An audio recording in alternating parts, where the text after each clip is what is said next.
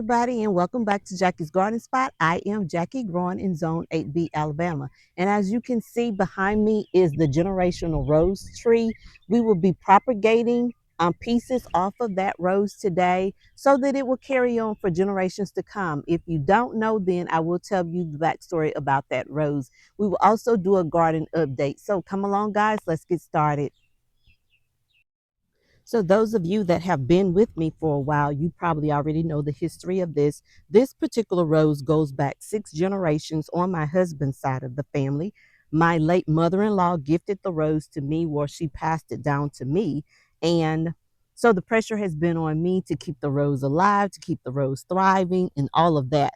So it's looking good, and I wanted to propagate it in order to spread it on to other generations. So that's what we're doing today. And I'm going to look for different sections with the notes inside of it. And I'm going to clip those notes. And then I'm going to show you how I'm going to propagate this particular rose. And so this looks like a good stem that I can probably propagate. So I'm going to do that stem. And I think that I can get many from that one. It's this one right here. So I'm going to put on my gloves and we'll get started. Trim it up a bit. And let me bring you in to show you what I'm doing.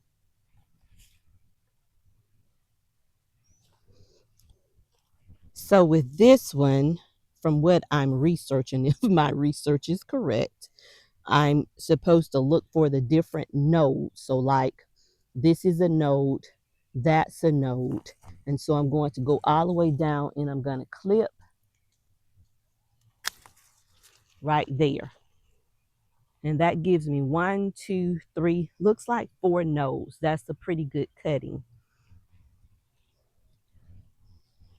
And I'm going to clip one more just to be on the safe side. Right down here, that's a new growth one. I don't want to take it because it's blooming, but I think it's going to die soon anyway.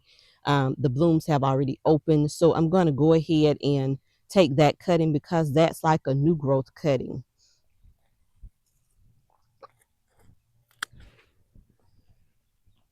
And that should give us just enough to propagate and get started. So stay tuned.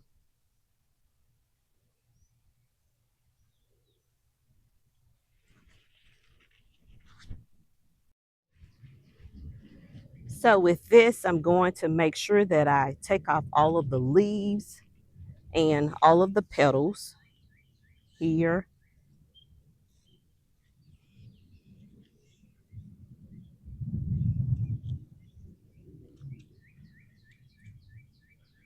And there. That leaves me with the stem, and I'm going to do the other one the same way.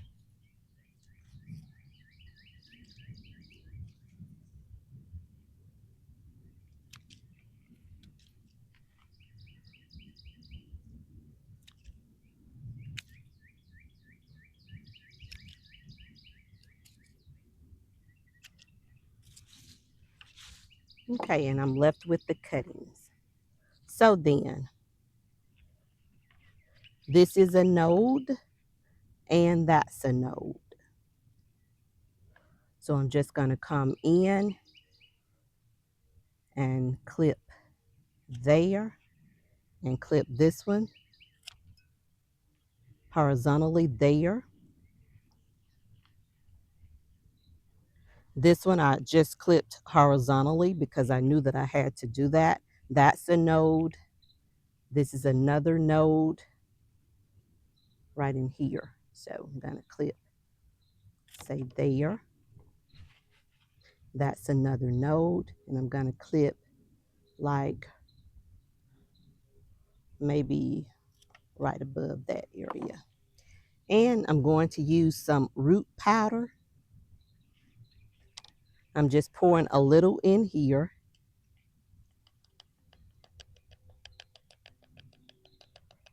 Like so. You don't need that much. So I'm just going to lightly cover, not go beyond that particular point of the cutting. And then what I have to do is make a wide enough, let me move over so you can see. I'm going to make a wide enough hole in here where that stem is not touching the soil to put it down in that hole. I think I went too deep. So I'm going to come back in and fill that hole. And I'm going to put it in there and cover. The same thing with this particular cutting. I'm coming in, make sure that it is covered enough, making another hole, making sure my stem does not touch the soil to rub off my rooting hormone powder. And I'm just going to pack it in there.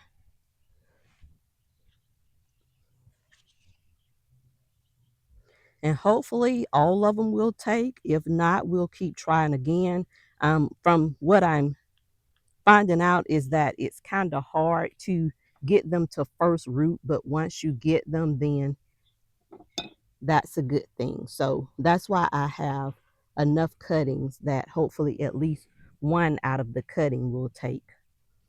And if we get more, then that's a win-win for us.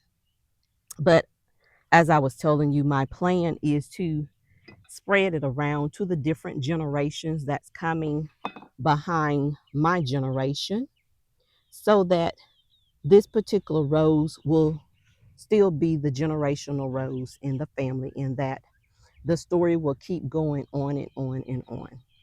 So, do you have a generational rose? Do you have a generational plant?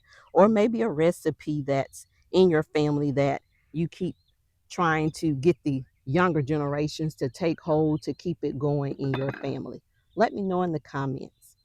And if you know anything about propagating roses and you see that I'm doing something that could be done better, let me know that in the comments as well.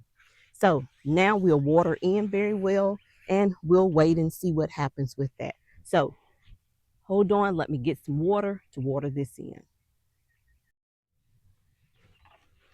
Okay, so we're going to come in and water very well.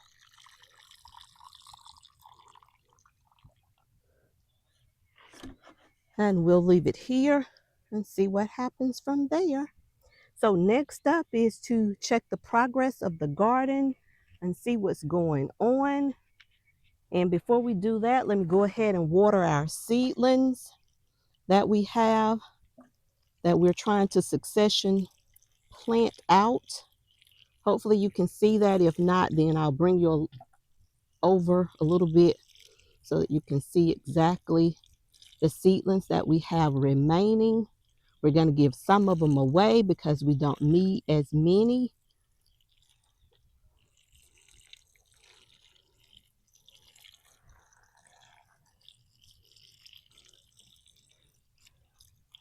So we are ready to get started, guys. So let me bring you over to show you our seedling update.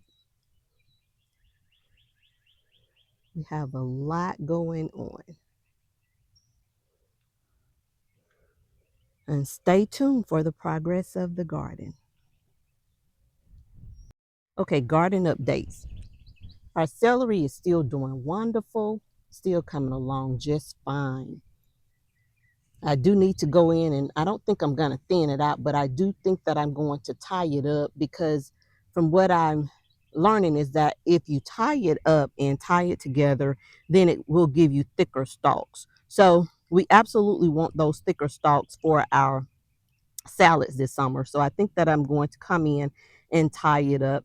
And then our moringa is still doing beautiful. It's still growing and thriving.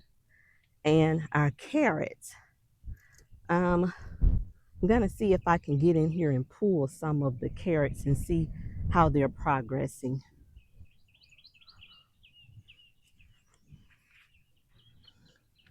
I stopped to protect my hands because I had a little arm breakout from touching so much out here. You know how you can get carried away and you're like, okay, I need to do this now So I had a little breakout from handling so many things because these little uh, spigots or needles on here, they do break out your skin sometimes. So this is a carrot that I'm trying to pull out without stepping on too much here.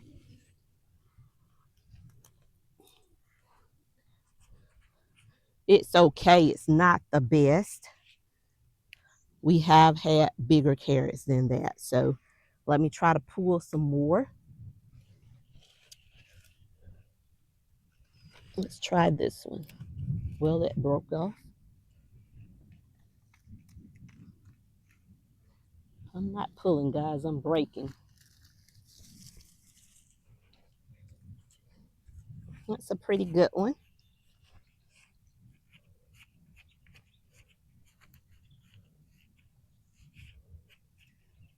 Long one and good one. And one more. Another good one. And I need to go and get our harvest basket. Hold on.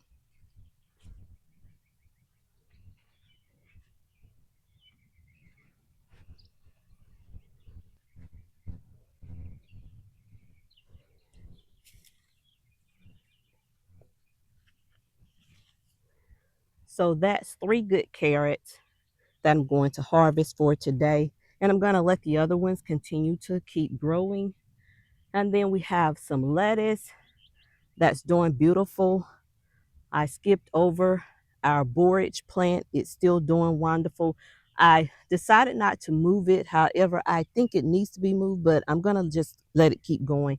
And as you can see, that comfrey is growing right behind it, and it's growing out of the garden there, and it's doing wonderful. So I'm going to do that, and I do need to come in and harvest some of those leaves to add to the compost bin as well. Or either I probably will do a chop and drop sometime today. We'll see as we go on with the progress. And then the strawberries are blooming and forming new strawberries. The mint, I'm probably going to harvest some of that this afternoon for a late evening mint tea. And then look at our calendula and our chamomile. It's still doing wonderful. And as you can see in the very back, our seedlings are doing wonderful. We have some lettuce and some onions that's coming up. And then our original comfrey plant is doing wonderful. I'm going to come through and again chop and drop some of that to wait today as well.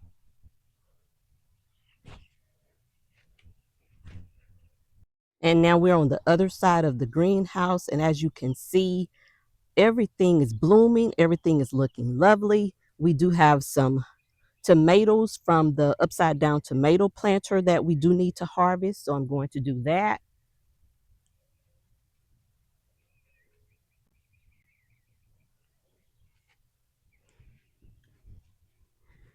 And then our first calendula plant came in, guys. Our first flower.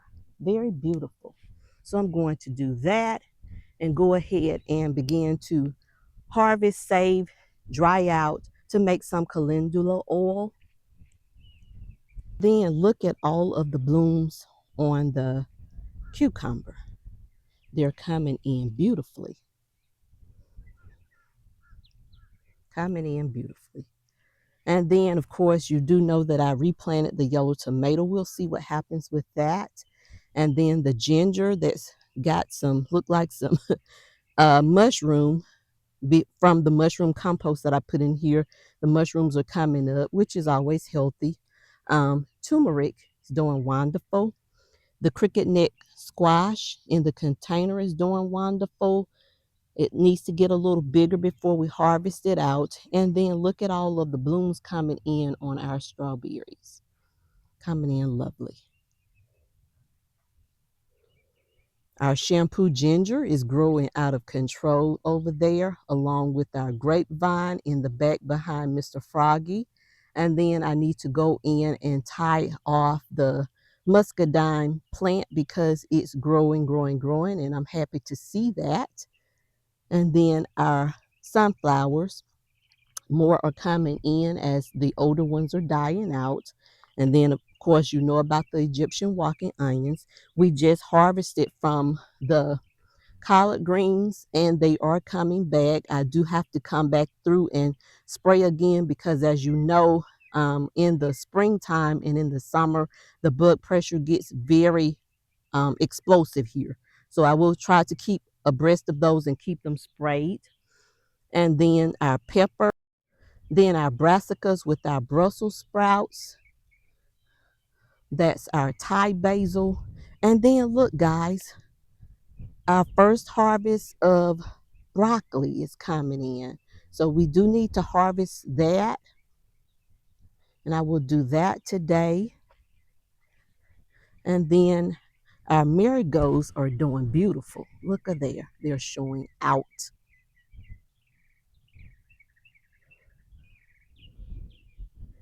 And then look at our tomatoes. They're blooming. They're coming in right here and over there, up there. Those are the Dr. Watchies. And these are the, what were those? Those are the Ace 55s. So they're doing beautiful. Our Isis candy is coming in. We have some Cherokee purple down here coming in. So our tomatoes are doing wonderful, guys. Wonderful. That's our sun gold. Look at all of the blooms. And I'm trying to go on back, see what else we have that's coming in. That's some more sun gold down there. Then we have a beautiful sunflower and some more basil. And let's see what else we have back here. That is a Cherokee purple tomato coming in. And then that's a big cluster. Can you see that cluster? Let me pull the tag and see that's the Isis candy as well. And then our peppers. Look at all of the blooms on our peppers. They're doing wonderful.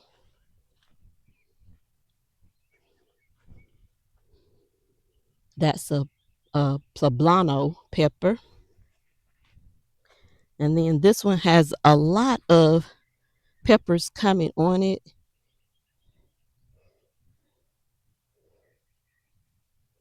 There. Looks like it's the shishito pepper. So we have a lot of peppers coming in, and then our corn will go over there in just a moment, guys. But I want to get to the squash first. It's coming in beautifully. It's progressing along. I did have to come in and tie that up. So it's doing wonderful. And look at our bush beans. They are coming in. Look at the blooms coming in very well. That's more squash. Those blooms are the honey boat delicata. And then we have, guys, look at this. Wow, we'll come in and harvest that. Look at our, that is called the Black Beauty zucchini. So we will have to come in and harvest that. It looks like 1, 2, and 3 of those that's ready to be harvested. And then this is our, these are our cowpeas. They are still progressing and doing beautifully. And look at our corn. The corn is doing wonderful. And then our okra. We have some little pods of okra coming in. If you can see that, guys. Hopefully you can see that. Okra. And then with the corn, let me see if I can get over there and show you what we have. So we have our talons that's forming, and then we have our silks that's coming in. So I'm going to come on through and shake it, and that helps the corn to fill in. When you don't have wind, you do have to shake it. It's sort of like helping it to pollinate And I do come in and shake it to help it to pollinate. And I will go to each one of these and do that same thing to help it to pollinate. And then I'll come back through and hand pollinate it again. That's just helping it to pollinate, because we want to have full corn ears. I think that's what they call them, corn ears. And then what I normally do is I come back through. Some people use a paper bag method. I don't. I just come back through and hand pollinate it. Let me show you how I do that. I break off one of these, and then I come through and find the silk. If I can get the camera angled correctly. And then I just rub it on the silk. And I do all of them like that. That just helps them to pollinate better. And I will come back every few days and do this. And that helps to get me a better ear of corn once it's ready to harvest, guys. That's all it does, is it gives you a full ear of corn. Sometimes when you pull your corn and you notice that some of the ears are missing because it did not pollinate fully, that's why. Sometimes the pollination does not always take. So I always come back through and hand pollinate for that reason. Okay, and let's move on to give you a report on the watermelon. On the watermelon, we have blooms coming in. So that means that it won't be long now. We will be getting, oh gosh, we already have one small watermelon. You see that? It's coming in. So yeah, the watermelon is doing beautiful. We have blooms. That means that won't be long now, we'll be seeing small watermelon. And then our honeydew is just now trying to take off, because as you do know, we put that in last because they were not ready and I didn't want them to be taken by the bugs. And then let's move on down to our cantaloupe. It's to stay hydrated. If you're out today, protect your skin. Be well and be blessed until the next episode. Don't forget to like, share, and subscribe to see more content from me. And until the next time, be well and be blessed, guys. Bye-bye.